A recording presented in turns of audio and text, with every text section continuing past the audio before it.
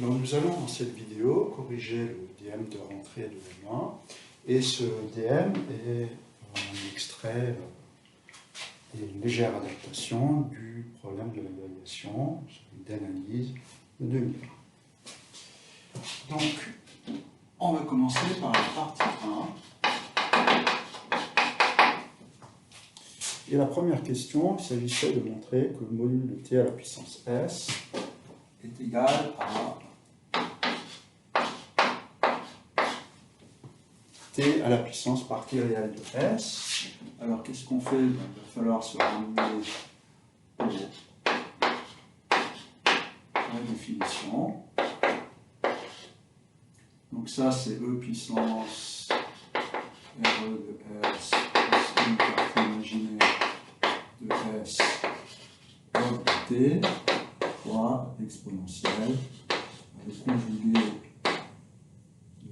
d'une exponentielle. C'est l'exponentielle du conjugué, ça se voit tout de suite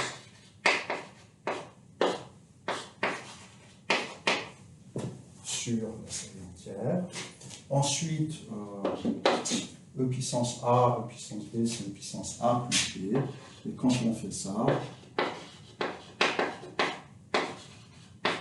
on voit que les parties imaginaires se simplifient. On est donc arrivé à e puissance 2 partie réelle de s log de t.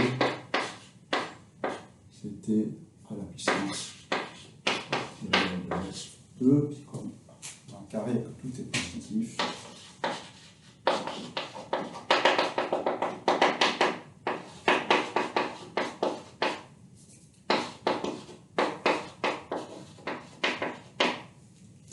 puisque ces deux choses-là sont positives, on a vraiment dit que t à la puissance s égale t à la puissance partie réelle.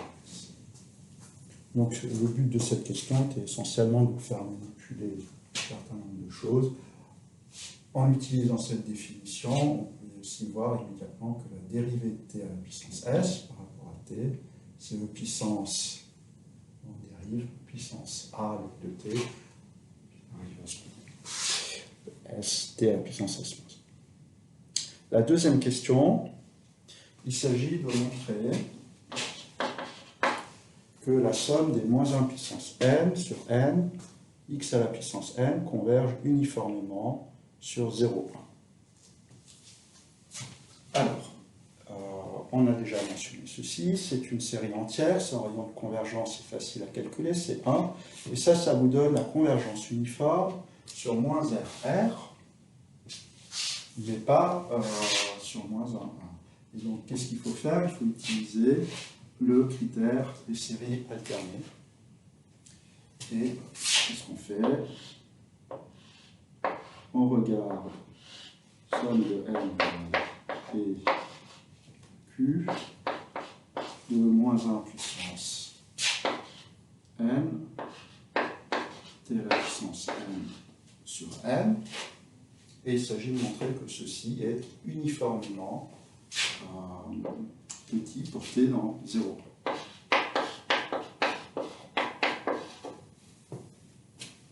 En valeur absolue.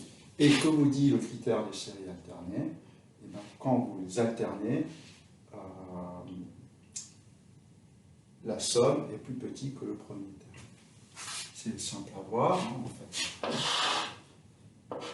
Vous êtes au premier terme, il est positif, ensuite vous revenez en arrière, mais moins que d'aller jusqu'à 0, donc vous obtenez quelque chose de plus petit. Vous retournez en avant, mais moins que le bas, et puis retournez en arrière, mais moins que le bas, etc. Et donc, cette somme-là est plus petite que t, le premier terme, en valeur absolue, en puissance n par t à la puissance q sur n, qui est plus petit sur t à la puissance p, le premier terme, sur p, qui est plus petit que petit p.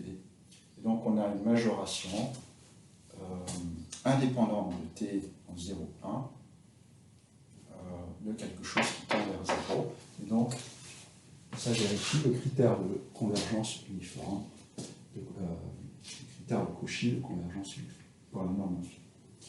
Donc,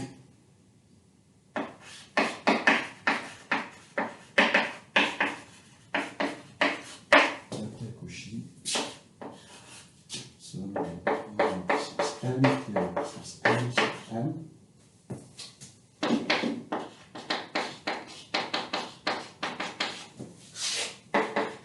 Converge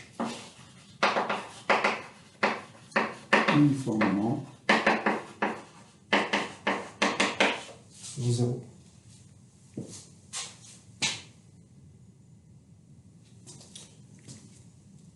On peut aussi commencer par montrer que ça converge, porter dans 0, 1. Ça se fait également par le critère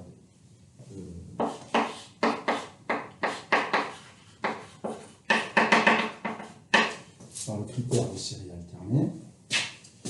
T à la puissance n sur m, clairement ça tend vers 0.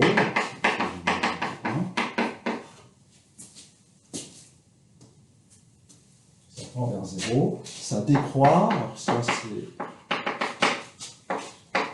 T à la puissance n plus 1 sur n plus 1. Alors d'abord c'est positif. Si c'est égal à T n sur n plus 1, t à la puissance n sur n, ça c'est plus petit que 1, ça c'est plus petit que 1, et donc ça c'est bien plus petit que t à la puissance n sur n. Et enfin, vous avez le signe qui change, et donc somme de moins 1 puissance n t à la puissance n sur n converge. Et ensuite, on regarde le reste. Somme de table de 1 à grand M, moins 1 qui est réel, de moins 1 puissance n sur n t à la puissance n, moins la somme de 1 à l'infini. C'est-à-dire le reste. C'est donc égal à la somme de table 1 à l'infini de t à la puissance n sur n et de la moins 1 puissance n. Il ne faut surtout pas enlever cette valeur absolue. Donc somme de table de n à l'infini. Et d'après toujours l'estimation du reste dans une série alternée, ça c'est plus petit que t à la puissance n sur n. Comme t est entre 0 et 1, c'est plus petit que n sur n. On garde à 0 uniforme.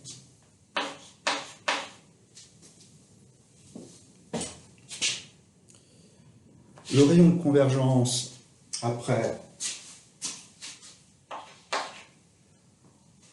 qu'est-ce que vous dit le rayon de convergence? C'est que vous allez avoir convergence jusqu'à R, exclu, et divergence à partir de R. Donc, on sait déjà qu'on a convergence sur 0, 1, et donc le rayon de convergence, il va être forcément plus grand que 1.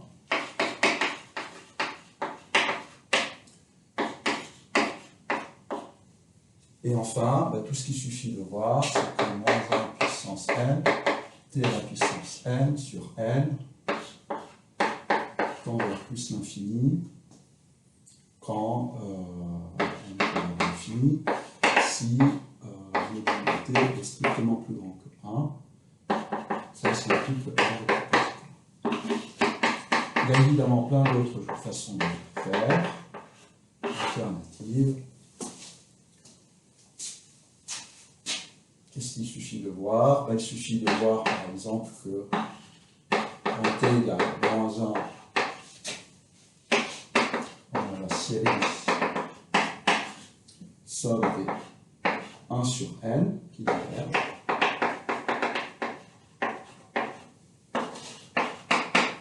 Et sinon, on peut également appliquer les critères de Cauchy, d'Alembert, etc.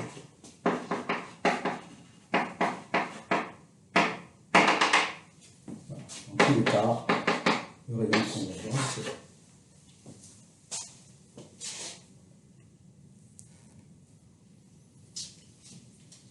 Quant à la valeur, c'est une série usuelle.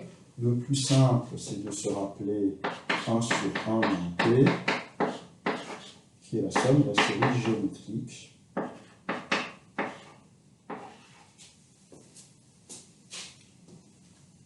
D'accord? On a des séries entières, on peut intégrer les séries entières. ça, ce calcul est valable pour t strictement plus petit que 1. Pourquoi est-ce qu'on peut intégrer? Parce qu'on a convergence uniforme sur moins RR quand R est strictement plus petit que 1.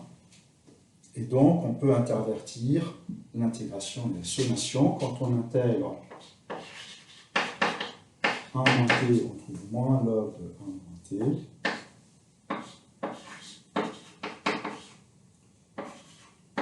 Et ici, on trouve somme de n égale 0 à l'infini de l'intégrale de t à la puissance n, qui est t à la puissance n plus 1 sur n plus 1, intégrale primitive d'origine, et qu'il est plus agréable d'écrire somme de n égale 1 à l'infini de t à la puissance n sur n en changeant de 10. Et enfin, on fait t donné t. Et on arrive à somme de n égale 1 à l'infini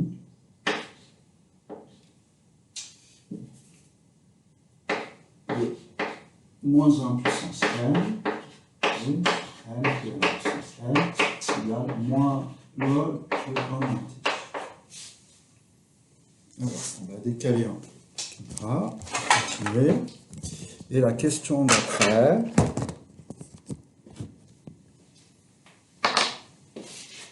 était la valeur de moins 1 puissance n sur n. Donc on a envie de juste mettre t égale 1 plus t, pardon. On a juste envie de mettre t égale 1 là-dedans. Pourquoi est-ce qu'on a le droit? On a convergence uniforme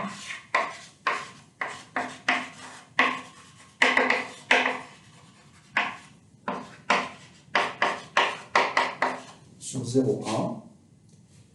Et c'est une série entière, donc c'est une série de fonctions continues. À partir du moment où la convergence uniforme de cette fonction, sa limite est continue.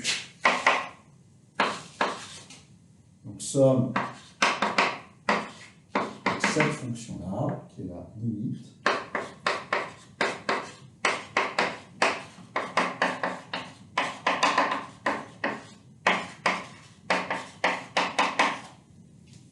et puis il en va de même pour le log.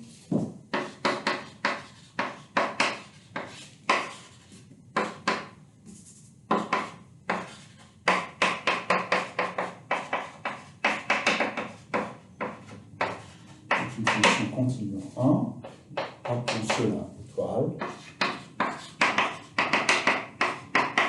On fait donc t tend vers 1 et ça nous donne somme de 1 à l'infini de moins 1 puissance n, t à la puissance n, moins log de 2.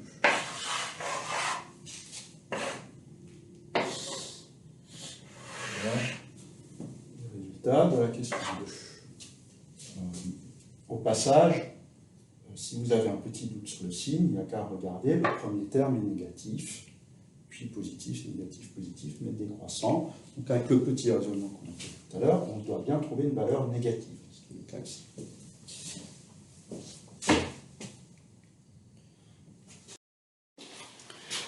Alors la question suivante, 3, il s'agit de calculer la série de Fourier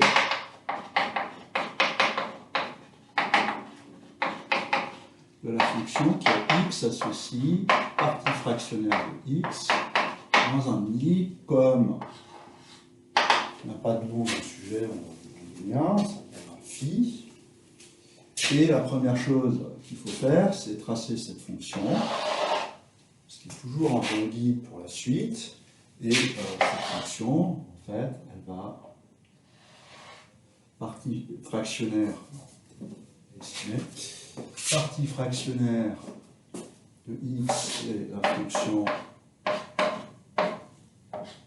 qui va aller de 0 sur 0,1, ça va valoir x, et puis ensuite c'est x moins 1, etc. Et donc c'est simplement ça. Et là, on lui retranche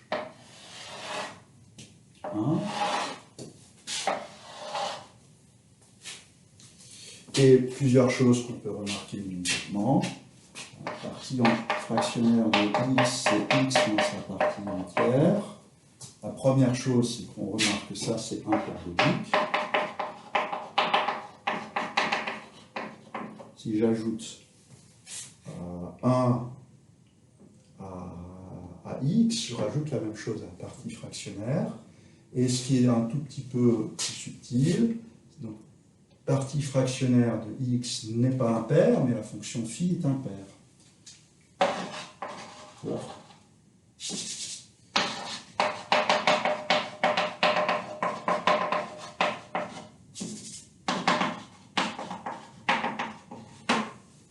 Phi est un périodique impair.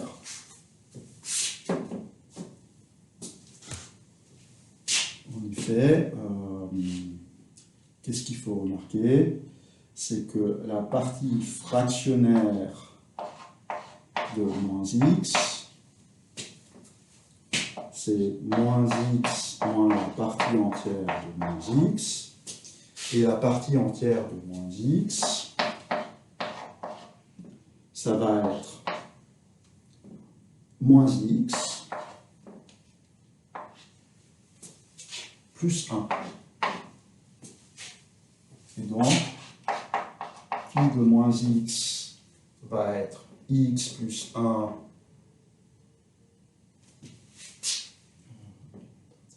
ici.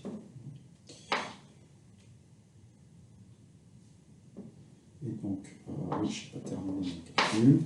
Donc, ça va être moins la partie fractionnelle x plus 1. Et donc, quand je retranche un demi, phi de moins x va être moins phi de moins partie entière de x plus 1 demi, et ça fait bien phi de x. La conséquence immédiate de ça, c'est qu'un calcul tout simple vous dit que an de phi, qui est cn de phi plus c moins n de phi, qu'est-ce que c'est? Ben, c'est deux intégrales de 0 à 1. La première, c'est le phi de t e puissance 2i pi, voilà, il y a moins nt, plus e puissance, la même chose en groupant les deux intégrales, 2i pi nt dt.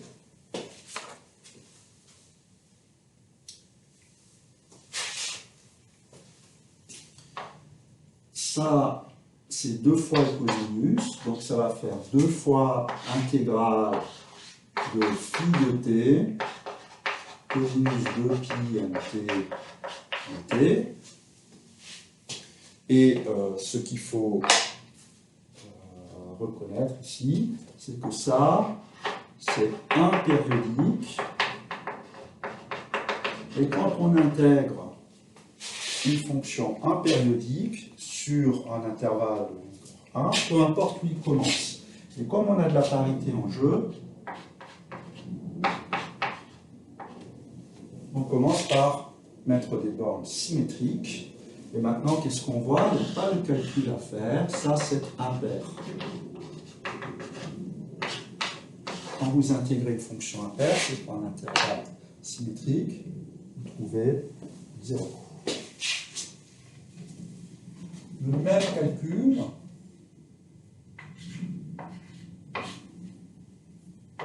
vous dit que Bn de phi, c'est la même chose. D'abord, il y a un i devant et un moins ici. Et donc, qu'est-ce que vous allez reconnaître?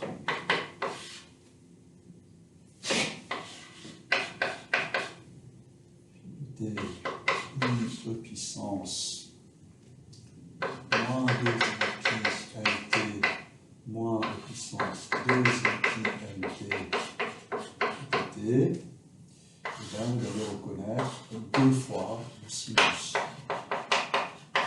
Puisque sinus 2 pi nt, c'est e puissance 2i pi nt moins e puissance moins 2i pi nt sur 2i, c'est-à-dire 1 sur i, c'est moins i, donc ça va vous permettre de changer de signe, et vous trouvez ça. Et à nouveau, vous reconnaissez l'intégrale d'une fonction impériodique, et donc on prend l'intervalle symétrique, moins 1 demi, et cette fois-ci, Tout ceci, c'est le produit de deux fonctions paires, donc c'est deux fonctions impaires, donc c'est pair. Donc ça va faire 2 fois l'intégrale de 0 à 1 de phi de t. Et qu'est-ce que phi de t? Phi de t sur 0,5, c'est t moins 1,5.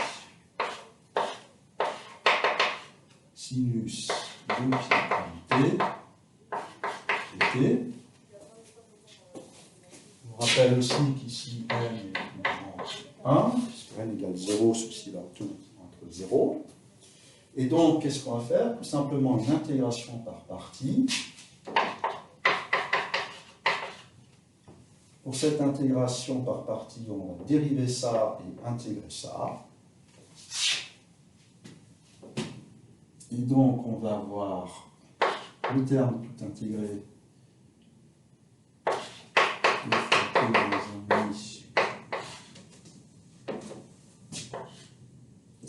On va intégrer ceci cosinus de pi nt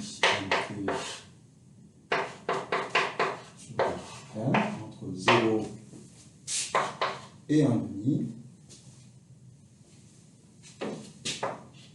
moins l'intégrale de moins 2 fois l'intégrale de 0 à 1,5 dérivé ceci fois primitive de sinus, il y a évidemment une erreur ici, plus cos de pi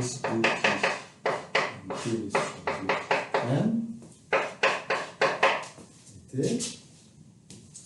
Ce terme-là en 1,5, le t moins 1,5 fait que c'est 0, et donc on va avoir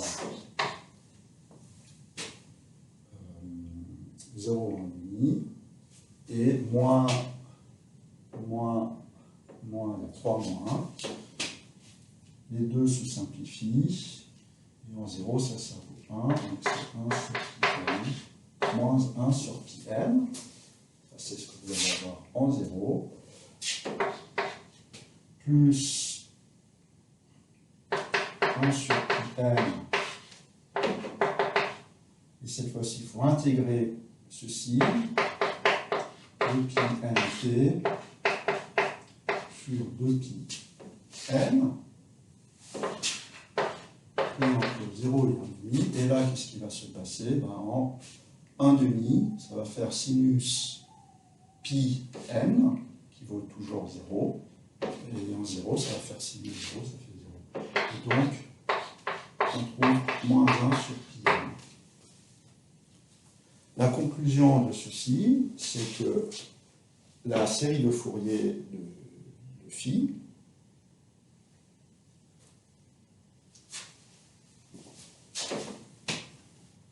c'est-à-dire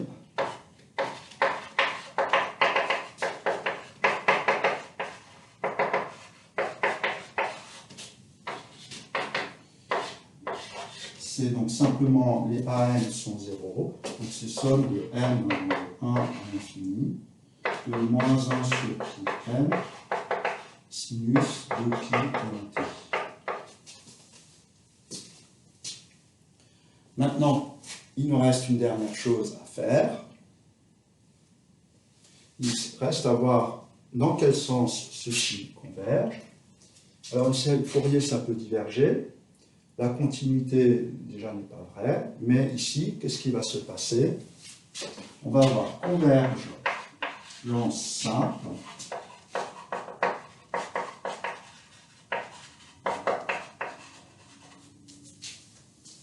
Donc, vers phi. Alors, où? Il suffit de se rappeler du théorème de Dirichlet. Le théorème de Dirichlet nous dit que si une fonction est continue par morceau, C1 par morceau, avec juste des sauts, dérivés à gauche et à droite au saut, alors on a la convergence simple de la série de Fourier, non pas vers la fonction phi, mais vers la fonction qui va prendre la moyenne entre la valeur à gauche et à droite en chaque point. Donc au point de continuité, on va avoir convergence, et les points de continuité ici, c'est tous les entiers. Alors, phi est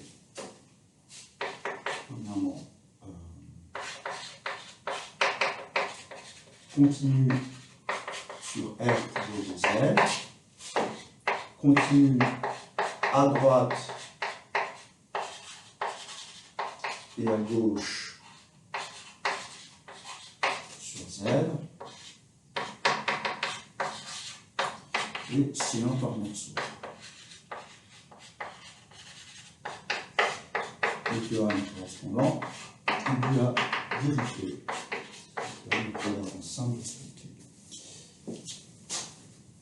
Alors, en réalité, on peut dire un tout petit peu plus. La fonction phi, en fait, elle est C1 sur l'intervalle moins 1,5, 1,5 ouvert.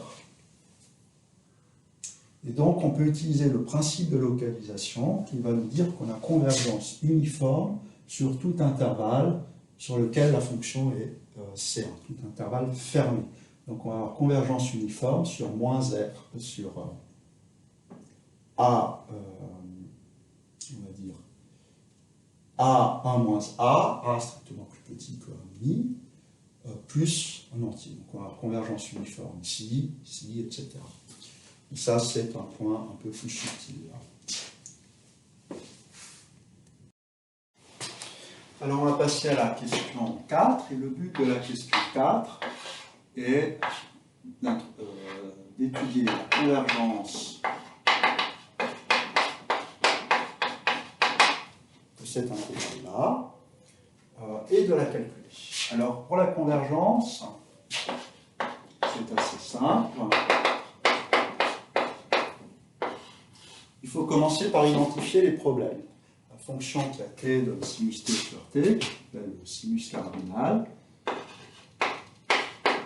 Elle est très clairement continue comme quotient de fonction continue dont le dénominateur ne s'annule pas sur 0 plus l'infini. Et en 0,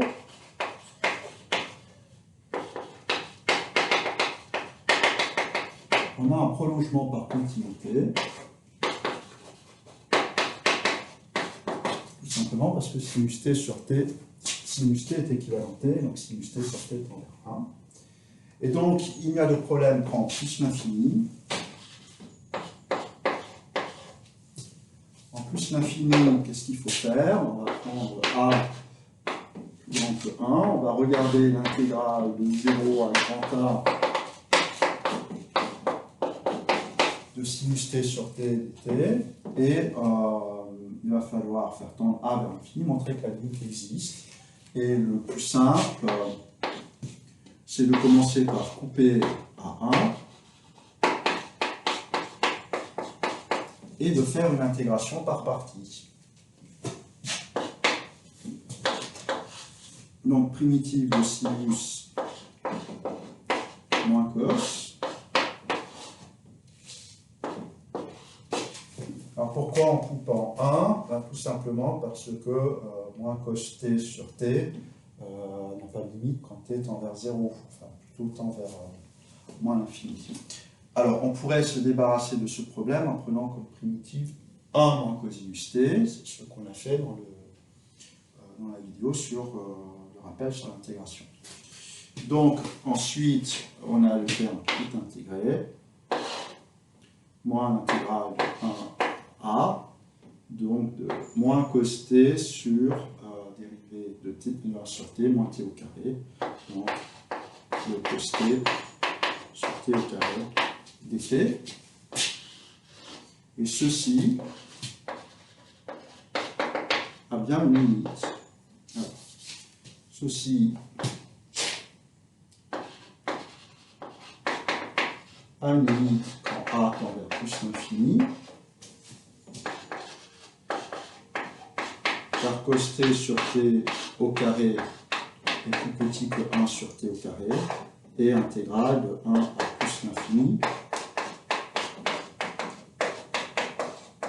de dt sur t au carré converge. Donc cette intégrale-là est en fait absolument convergente, enfin l'intégrale de 1 à l'infini de cos t sur t au carré est absolument convergente, donc ceci a bien une limite. Attention, celle-là n'est pas absolument, ce n'est pas une intégrale absolument convergente. Et quant à ceci, ça a également une limite,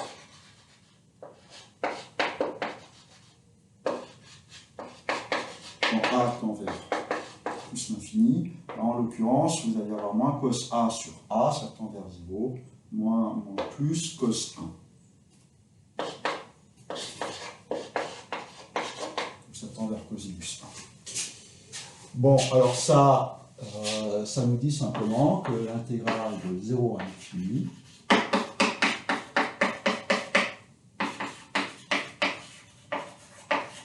converge. Et ça ne va pas nous simplifier le calcul, puisque de toute façon, il nous reste ce morceau-là.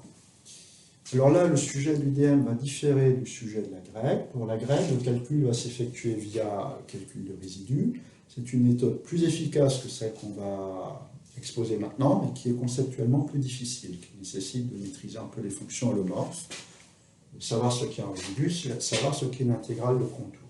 Si on sait tout ça, c'est un peu plus rapide. On va prendre ici un chemin différent et on va introduire une fonction de 2 variables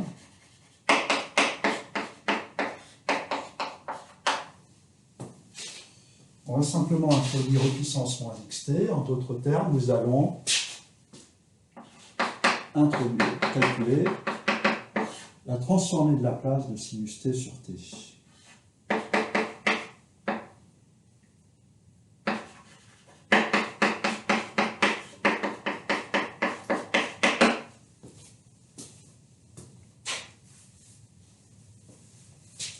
Alors la première constatation qu'il faut faire, c'est que à t fixé,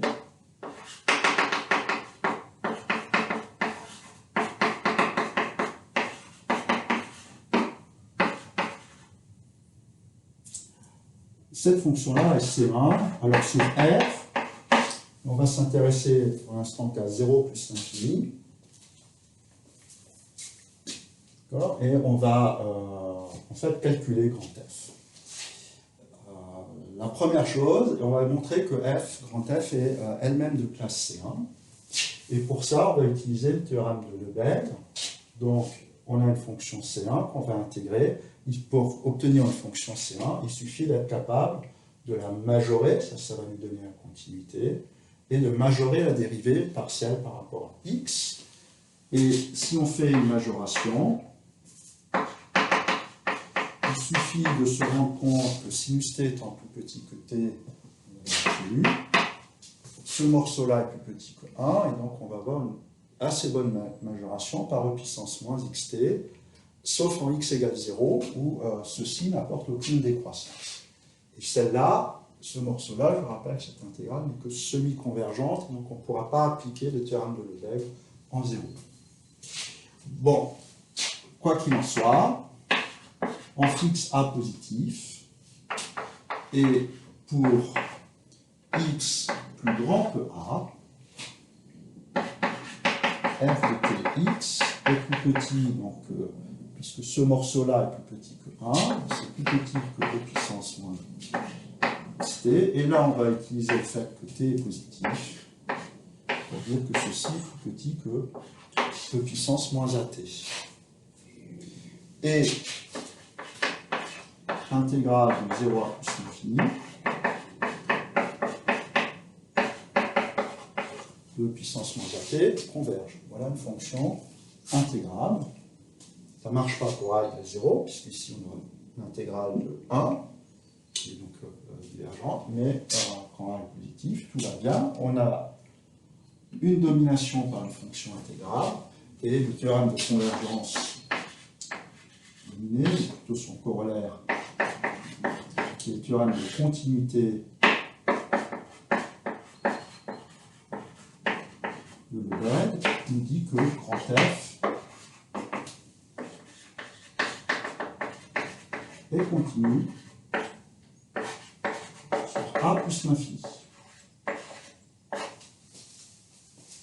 A étant arbitraire, on aura donc continuité sur 0 vers plus l'infini, mais regardons tout de suite le problème de la dérivation. df sur dx, on dérive, ça va faire moins sinus t puissance moins xt, qui est une fonction continue. Et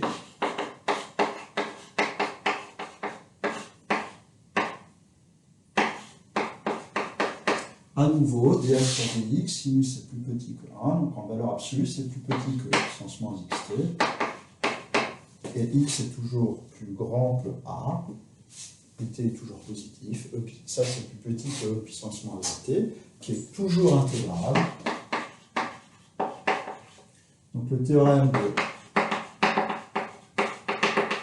dérivation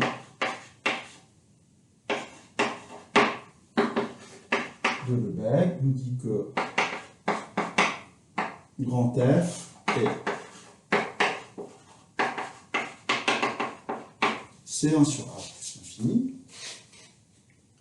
Et c'est pas tout, il nous dit aussi que f' de x, dériver ceci, on peut faire entrer le signe de dérivation par rapport à variable x à l'intérieur, et donc f' de x est l'intégrale de 0 à plus l'infini, de moins sinus t, puissance moins xt, dt. Et enfin, le théorème de continuité de Lebesgue nous redit que, puisque ceci est continu, et majoré par ça, que ça c'est continu.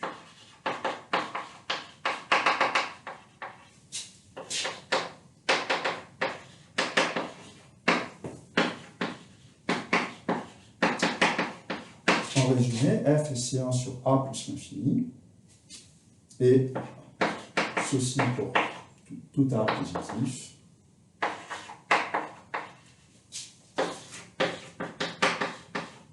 Donc f est C1 sur 0 ouvert plus l'infini. Et sa dérivée est ici.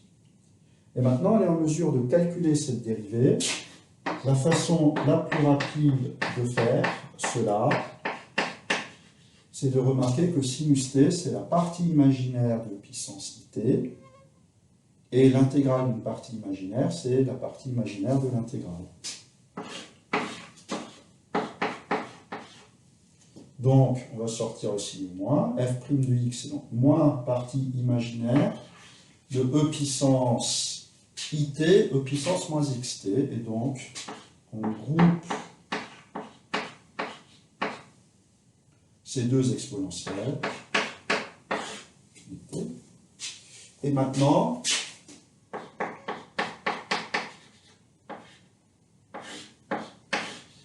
qu'est-ce qu'on a? On a e puissance alpha t, dans une primitive, c'est 1 sur alpha, e puissance alpha t. Il y a deux façons de voir ça. Soit, donc on peut rester ici, à ce moment-là, c'est pas la peine de passer par la partie imaginaire. Cette intégrale-là, on peut aussi la calculer avec deux intégrations par partie qui font qu'on retombe sur la même intégrale. Donc on a une équation qu'on résout et ça donne la valeur intégrale. Mais le plus rapide est de dire que puissance alpha t s'écrit à l'aide d'une série entière et qu'on peut intégrer terme à terme. Et on se rend compte qu'une primitive de puissance alpha t, c'est 1 sur alpha puissance alpha t. Et donc, si on applique ça ici,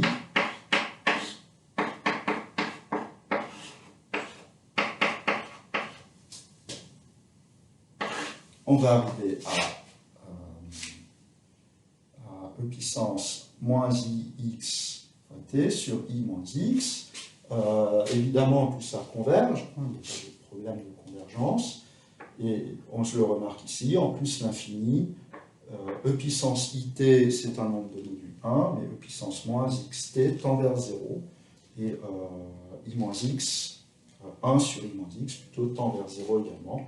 Donc ceci tend vers 0 en plus l'infini, donc c'est moins la valeur en 0, c'est-à-dire moins 1 sur i moins x. Il y a encore ce moins, donc ça va faire partie imaginaire de 1 sur i moins x, qu'il faut maintenant calculer. Donc c'est partie imaginaire, comment est-ce qu'on fait ceci? On multiplie par i plus x en haut et en bas. Donc c'est partie imaginaire de i plus x sur i moins x fois i plus x. Donc c'est i au carré moins x au carré.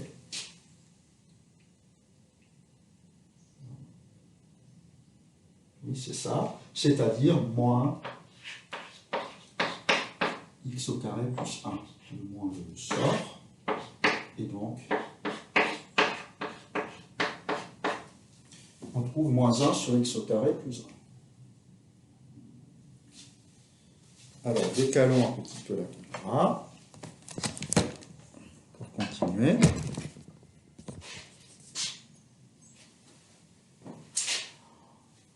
Donc voilà une expression de f', et là c'est assez simple d'en déduire f, puisque le primitif de 1 sur x au carré c'est arc tangente. Conclusion, f de x, c'est c moins arc tangente x.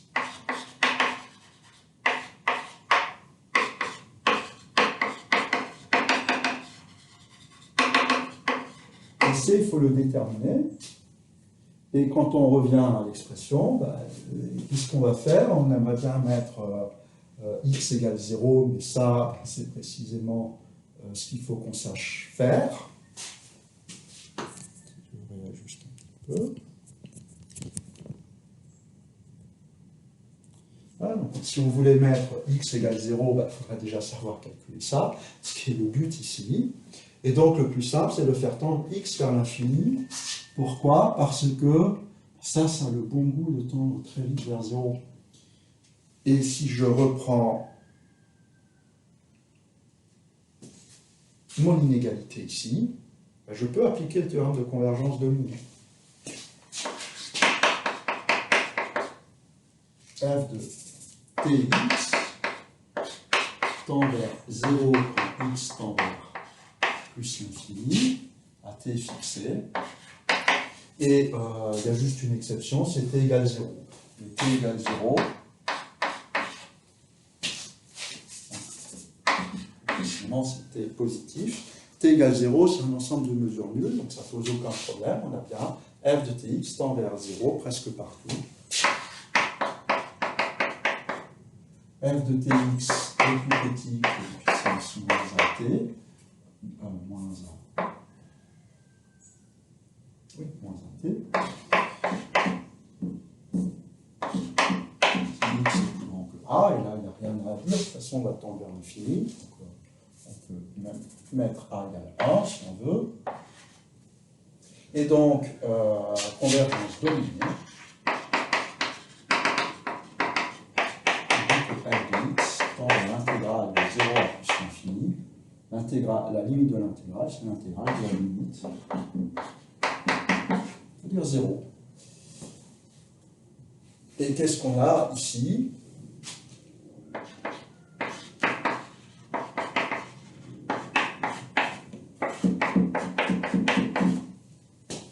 Quand on fait tendre x vers plus l'infini dans cette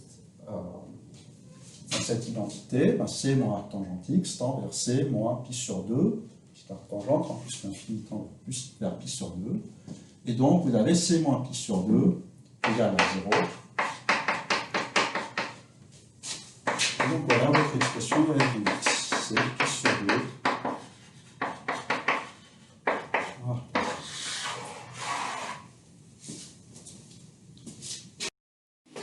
Bon, il nous reste à montrer maintenant que f continue en 0. Donc, une fois qu'on a fait cela, on va avoir d'une part f de x qui est égal à l'intégrale de 0 à l'infini de sinus t sur t puissance moins xt de t qui va tendre quand x tend vers 0 vers f de 0 qui est simplement l'intégrale qu'on cherche à calculer.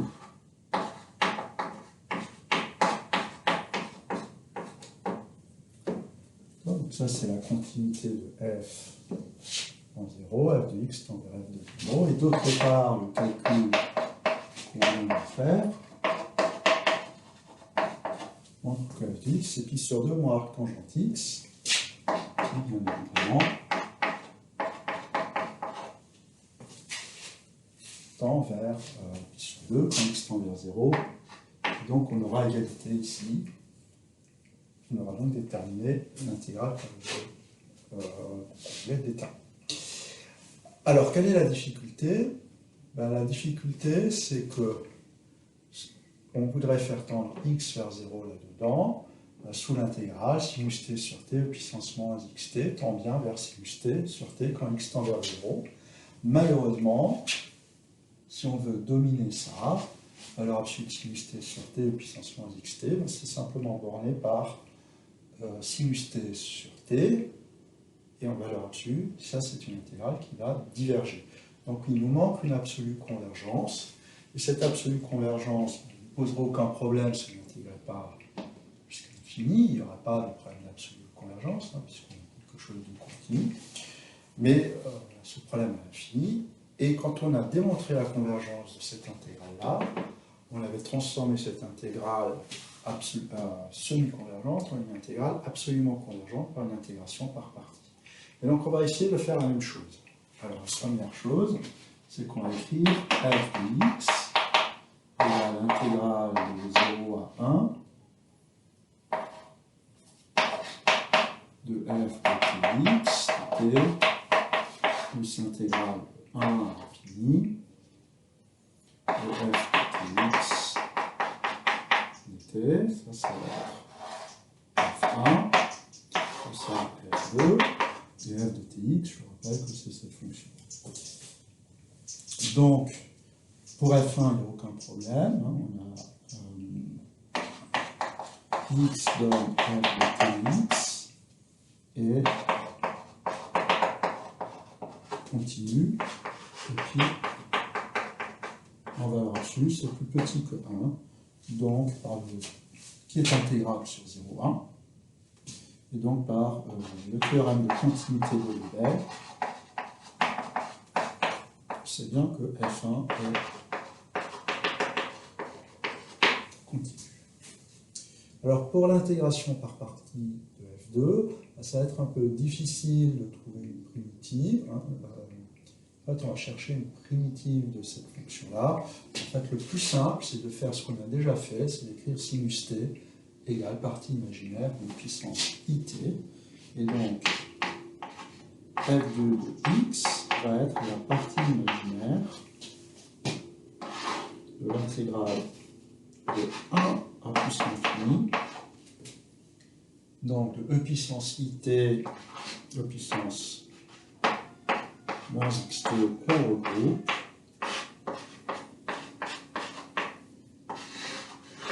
Et voilà notre f3.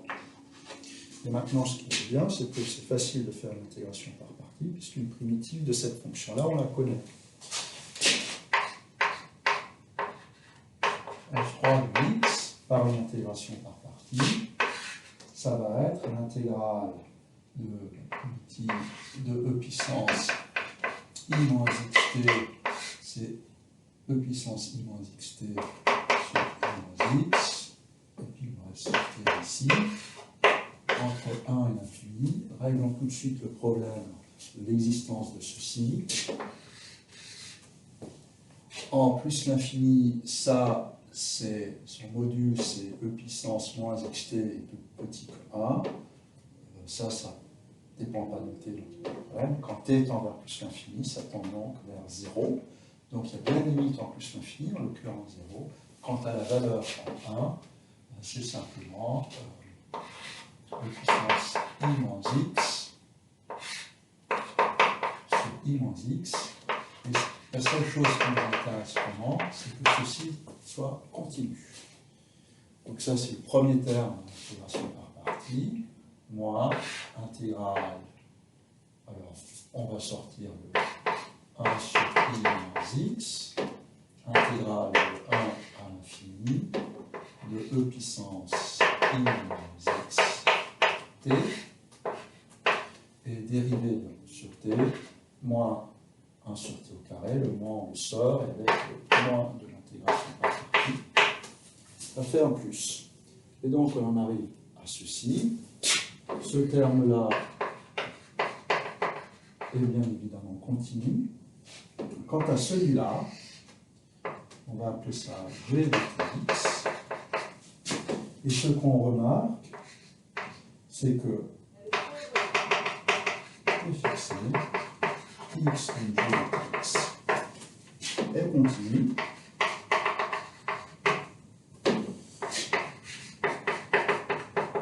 G de Tx est facile à majorer. À nouveau, l'exponentielle est majorée par 1.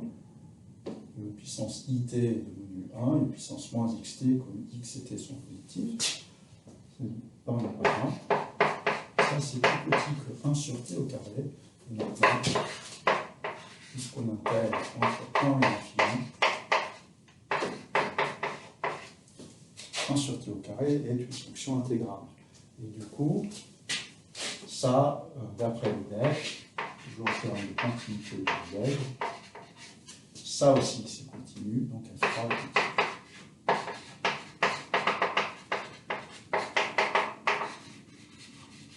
F1 aussi, F2 aussi, puisque là, si F3 est continu, sa partie imaginaire est continue, et donc a fortiori F est continu.